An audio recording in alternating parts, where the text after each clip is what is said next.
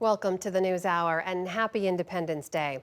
Well, it's been 1 week since President Joe Biden's poor performance in the first debate of the 2024 campaign caused a political shockwave. The president insists he is staying in the race. But even on this 4th of July holiday, concerns continue to grow inside the Democratic Party about whether Mr. Biden is the best person to sit atop the ticket in November.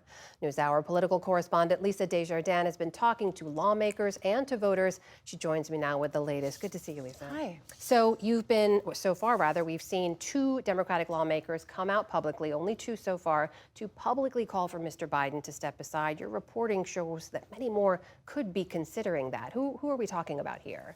The texts and phone calls from Democratic lawmakers concerned have not waned in the last week. And talking to about a dozen or so House members in particular and top staffers in Congress who are Democrats in the last couple of days, I can report that there are 2 movements to write letters asking the president to step aside as the nominee. These are from 2 groups that are trying to form. One, veteran lawmakers generally who are in safe seats like Lloyd Doggett, who you interviewed here on this program.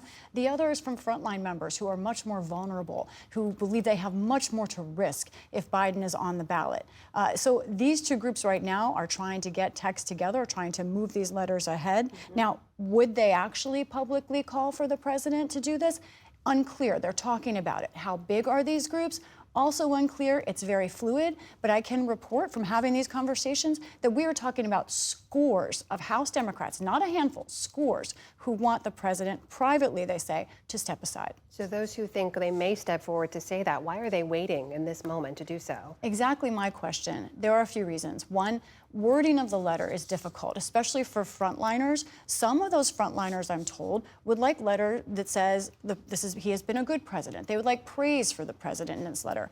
Other frontliners are nervous about signing that kind of letter because President Biden may not have won in their district before, may not win again. So wording's one issue. Another, of course, is the politics here.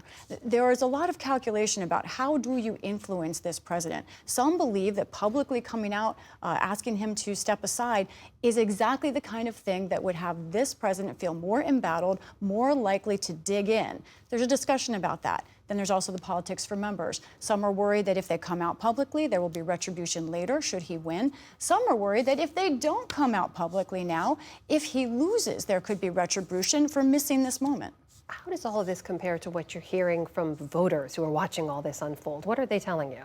There is a complete disconnect here, Amna. Talking to dozens of voters through our project to reach out to voters, as well as voters in Maine, where I just came back from vacation, family members, and voters here in Virginia this morning at a 4th of July parade. Democratic voters are not just concerned, it's beyond that. Let's take a listen. I am feeling panicked. Certainly laying in my bed at night, overcome with fear.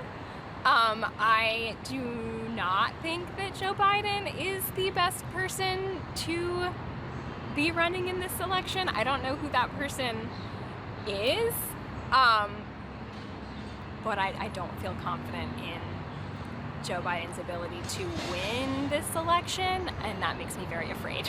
Now, are there Democrats that still support him, still want him there? Of course there are, but this is the vast majority of the response I'm getting, including a text just in the last hour or so from Darren, undecided voter in Milwaukee, who voted for Biden in 2020. He says he has lost whatever desperate hope he had, and it's well past time for Democrats to face reality about Biden. Lisa, as you well know, there's been a sense the White House and the campaign have kind of circled the wagons around the president since the debate. He won't sit for his first major interview until tomorrow, more than a week after the debate. How is that playing?